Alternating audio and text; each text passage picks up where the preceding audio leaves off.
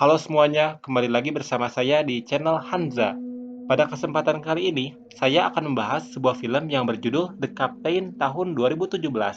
Film asal Jerman ini memiliki judul asli berupa The Hauptmann. Film ini memiliki genre berupa drama perang dan diangkat berdasarkan kisah nyata yang terjadi saat 2 minggu sebelum Perang Dunia II berakhir. Film ini menceritakan tentang seorang tentara Jerman yang berpangkat kopral yang sedang diburu oleh tentara Nazi karena dirinya kabur dari medan perang. Namun, di tengah pelarian, tentara tersebut secara tak sengaja menemukan seragam tentara Angkatan Udara Jerman yang berpangkat kapten. Dia pun kemudian mengenakan seragam tersebut dan memalsukan identitasnya menjadi tentara berpangkat kapten. Penasaran dengan apa yang akan dilakukan selanjutnya oleh tentara tersebut? Mari kita langsung saja ke pembahasan filmnya. Dan seperti biasa, jika kalian suka dengan channel ini, silahkan subscribe aja biar gak ketinggalan alur cerita film perang lainnya. Film ini diawali dengan scene yang memperlihatkan seorang tentara bernama Harold yang kabur dari medan perang sehingga membuat dirinya dikejar dan ditembaki oleh sekelompok tentara Nazi Jerman. Beruntungnya, Harold menemukan tempat bersembunyi yaitu di bawah pohon yang sangat besar, sehingga dia pun berhasil selamat dari kejaran para tentara Nazi tersebut. Harold pun lalu melanjutkan pelariannya dengan pergi ke sebuah tempat terpencil, dan di sana Harold bertemu dengan tentara lain yang juga kabur dari tugas seperti dirinya. Teman barunya tersebut pun sudah terlihat sangat kelaparan karena dirinya sudah tidak makan selama beberapa hari. Begitu juga dengan Harold, dia pun sudah sangat kelaparan. Hingga akhirnya mereka berdua pun memutuskan untuk mencuri ayam dan telur milik warga setempat di malam harinya. Saat di perjalanan, terlihat ada seorang tentara yang telah dihukum gantung di atas pohon oleh warga setempat karena dirinya telah mencuri makanan milik warga. Namun, karena Harold dan temannya sudah sangat kelaparan, akhirnya mereka pun tidak punya pilihan selain menghiraukan peringatan tersebut, dan mereka pun akan melanjutkan pencurian. Di kandang ayam, Harold pun bertugas untuk mengambil telur dan ayam, sedangkan temannya bertugas untuk mengawasi pemilik kandang yang sedang tertidur. Sialnya, seekor ayam tiba-tiba berkokok sehingga membangunkan sang pemilik kandang. Harold pun lalu meminta temannya untuk segera membunuh sang pemilik kandang agar dia tidak berteriak memanggil para warga. Namun, karena temannya Harold ini pada dasarnya orang yang baik, dia pun merasa tidak tega dan tidak jadi membunuh sang pemilik kandang. Alhasil, sang pemilik kandang pun berteriak sehingga membuat warga setempat pun seketika berdatangan. Harold dan temannya pun lalu segera mencoba untuk kabur. Namun, sayangnya, temannya ini tidak berhasil kabur dan terbunuh oleh warga setempat. Singkat cerita, keesokan harinya, Harold yang sudah sangat kelaparan dan kedinginan pun tiba-tiba melihat sebuah mobil yang mogok dan ditinggali oleh pemiliknya. Harold pun kemudian segera mendatangi mobil tersebut dan berharap menemukan sebuah makanan di sana. Tak disangka, di mobil tersebut, Harold menemukan sebuah koper yang berisikan seragam lengkap tentara Angkatan Udara Nazi yang berpangkat kapten. Tidak hanya itu, Harold juga menemukan sebuah bingkisan yang berisikan buah-buahan segar. Harold yang merasa kelaparan dan kedinginan pun kemudian segera memakan makanan yang ada dan juga memakai seragam dan mantel milik sang kapten. Harold pun kemudian berhayal seolah-olah dirinya menjadi seorang kapten sungguhan. Namun, ketika sedang asik-asiknya berhayal, tiba-tiba datanglah seorang prajurit. Prajurit tersebut pun langsung hormat dan menginformasikan status pangkatnya kepada Harold. Prajurit tersebut bernama Freytag. Melihat prajurit tersebut, Harold pun langsung terdiam seketika karena takut identitas yang sebenarnya terbongkar. Melihat Harold yang terdiam saja, tanpa curiga, Freytag pun kemudian menawarkan dirinya untuk memperbaiki mobil tersebut dengan sukarela. Setelah selesai memperbaiki mobil, Harold pun kemudian berakting layaknya seorang kapten sungguhan, dan lalu menanyakan surat tugas milik Freytag. Freytag pun kemudian mengatakan kepada Harold bahwa dirinya terpisah dengan kelompoknya ketika sedang melakukan pertempuran yang sengit. Dan saat ini dirinya sudah sangat kelaparan karena sudah tidak makan selama 3 hari. Harold pun seketika berpikir bahwa Freytag ini dapat dia manfaatkan untuk menjadi pengawal pribadinya, sehingga dapat membantunya untuk menutupi identitas asli dirinya. Harold pun kemudian memberikan Freytag sebuah apel yang dia temukan di mobil tersebut, sehingga membuat Freytag senang. Harold pun lalu mengajak Freytag untuk merekrut prajurit lain yang juga terpisah dari kelompoknya. Di perjalanan, mereka pun lalu memutuskan untuk mendatangi sebuah rumah untuk beristirahat sejenak. Namun tak disangka, ternyata di rumah tersebut terdapat sejumlah tentara pembelot yang sedang memeras pemilik rumah tersebut. Dengan sigap, Freytag pun kemudian langsung menodong para tentara tersebut. Tentara pembelot yang melihat bahwa Freytag sedang bersama dengan Harold yang berpangkat kapten, Mereka pun tidak punya pilihan selain menyerah. Melihat kejadian tersebut, Harold pun awalnya masih kaku dan memikirkan langkah apa yang harus dia lakukan selanjutnya. Terlebih lagi, salah satu prajurit pembelot yang bernama Kipinski menaruh kecurigaan terhadap Harold, di mana Kipinski merasa bahwa Harold bukanlah seorang kapten sungguhan, karena dirinya terlihat terlalu muda, berbadan kurus, dan juga memakai celana yang berkepanjangan. Namun, dalam seketika, akting Harold sebagai seorang kapten pun kemudian berhasil membuat Kipinski agak percaya kepada Harold. Kipinski pun lalu meminta agar mereka bergabung dengan kesatuan Harold. Harold pun lalu menerima dan merubah surat tugas mereka, dan mereka pun kemudian menyiapkan perbekalan dan bersiap untuk melanjutkan perjalanan. Sebelum melakukan perjalanan, Kipinski pun bertanya kepada Harold, misi apa sebenarnya yang sedang dia jalankan. Harold pun kemudian menjawab bahwa dia memiliki misi khusus yang diberikan langsung oleh Adolf Hitler untuk mendapatkan kejelasan tentang situasi di garis belakang medan perang. Mereka pun kemudian pergi melanjutkan perjalanan. Saat sedang istirahat, mereka bertemu dengan dua orang tentara yang sedang membawa senjata anti pesawat, di mana mereka juga sama-sama terpisah dari kesatuannya dan lalu meminta untuk bergabung dengan kesatuan Harold. Akhirnya, jumlah anggota kesatuan Harold pun semakin bertambah banyak dan kemudian mereka pun melanjutkan perjalanan. Di tengah perjalanan, tak disangka bensin mobil pun akhirnya habis. Harold yang sudah menganggap bahwa dirinya merupakan seorang kapten sungguhan pun lalu meminta para bawahannya untuk menarik mobil tersebut. Kipinski yang sudah kesal karena capek mendorong mobil pun kemudian berniat untuk membunuh Harold. Namun, tiba-tiba saja datang rombongan polisi militer Jerman yang segera meminta semua pasukan Harold untuk berbaris.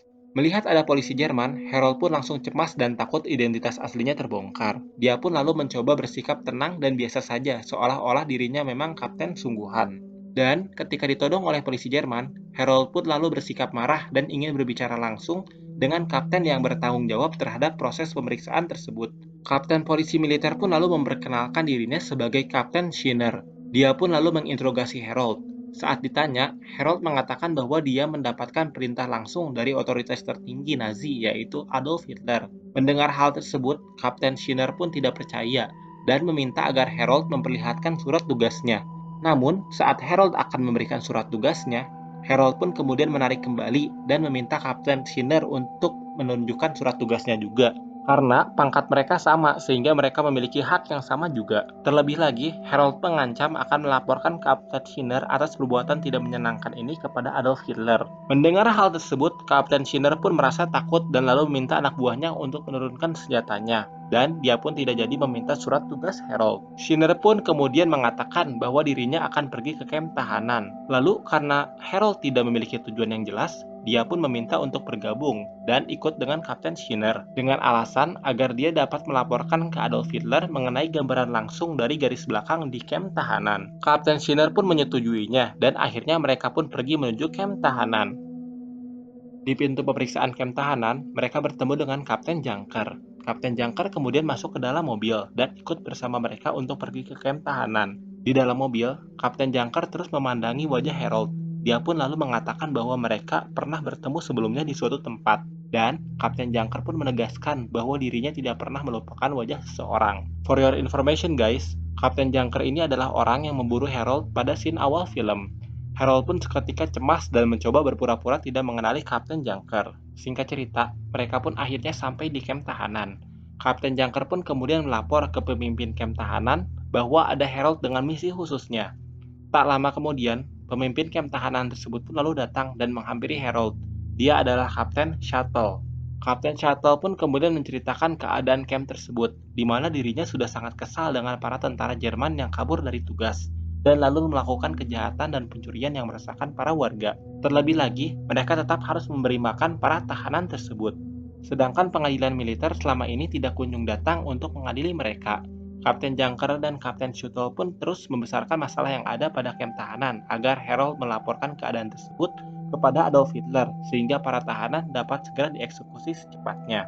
Namun tak disangka, Harold mengatakan bahwa mungkin saja dia dapat melakukan hal yang lebih baik daripada hanya sekedar melaporkan keadaan tersebut.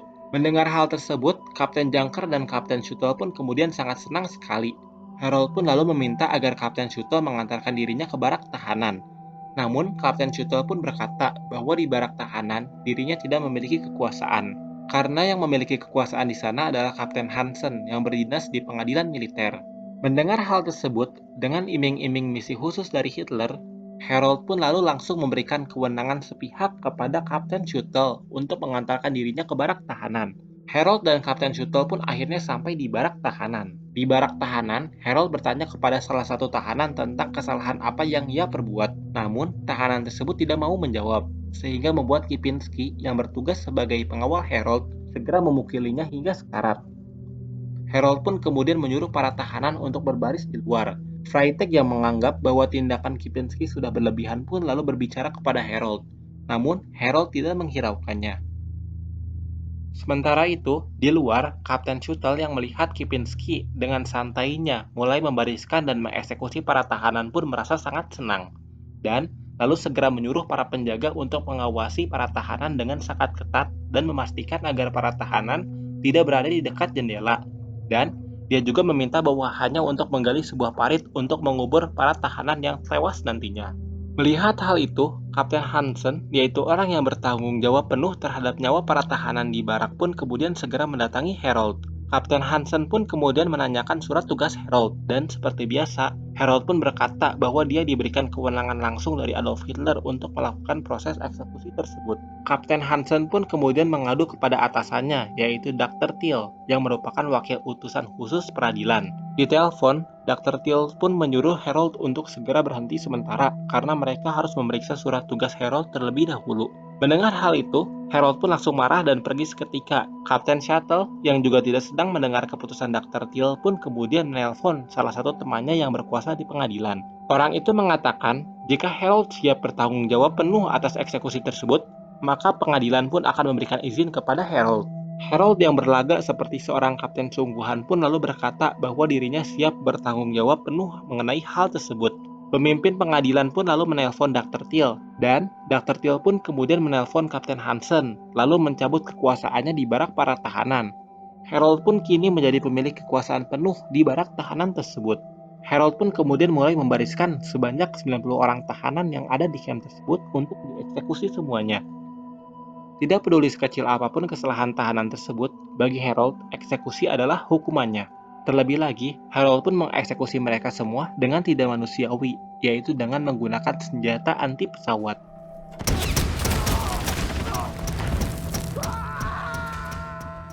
Kapten Hansen yang melihat hal itu pun menganggap bahwa tindakan Harold sudah tidak manusiawi dan segera melaporkannya ke Dr. Thiel. Kapten Hansen pun kemudian pergi meninggalkan camp tersebut. Setelah melakukan pembantaian besar-besaran terhadap para tahanan, Harold dan para petinggi lainnya pun kemudian berpesta, dan mereka pun bahkan menyuruh 2 orang tahanan berperan sebagai aktor untuk menghibur mereka semua. Keesokan harinya, Kapten Shuttle dan beberapa prajurit lainnya pun meminta izin kepada Harold untuk mencari dan memburu para tentara lainnya yang berhasil kabur dari camp tersebut.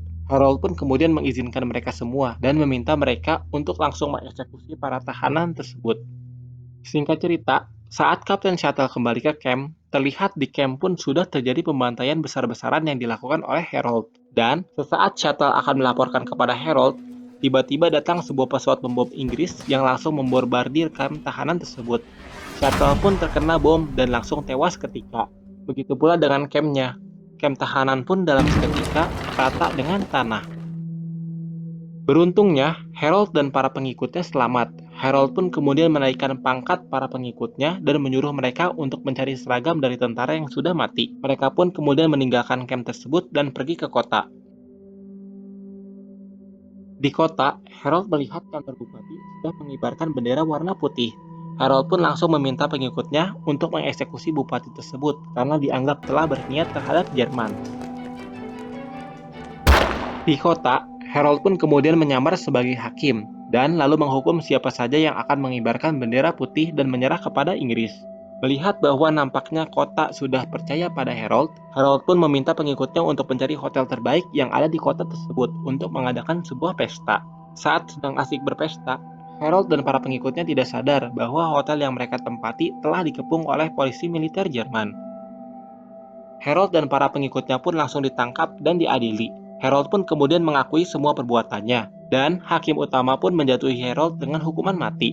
Namun tak disangka, Dua hakim lainnya malah membela Harold. Menurut mereka berdua, tindakan Harold tidak merugikan Jerman, dan Harold juga sudah bertindak layaknya seorang kapten yang sesungguhnya. Hakim kedua pun berkata bahwa dalam keadaan normal, mereka mungkin akan mengirimkan Harold ke garis depan pertempuran sebagai hukumannya. Namun mereka sadar bahwa perang sudah berakhir, karena kini Berlin sudah jatuh ke tangan sekutu. Tetapi meskipun begitu, mereka tetap akan melanjutkan perlawanan dengan membentuk pasukan bawah tanah. Harold pun secara sukarela mengucapkan janjinya untuk pergi ke Berlin dan membantu perjuangan bawah tanah di sana. Pada tanggal 23 Mei 1945, Harold dan gerombolannya pun tertangkap oleh tentara Inggris. Dan ketika diinterogasi, semua kejahatan perang yang dilakukan oleh Harold pun terungkap. Harold pun kemudian diberi hukuman mati oleh tentara Inggris dan film pun selesai. Oke guys, itulah alur cerita film The Captain. Semoga kalian semua suka dengan alur cerita yang saya bawakan. Kalau kalian suka dengan alur cerita yang saya bawakan, boleh like, komen, dan subscribe ya guys. Dan terakhir, jika kalian ingin request film untuk gua bawakan alur ceritanya, boleh tulis di kolom komentar ya. Terima kasih, see you guys in the next video, bye bye.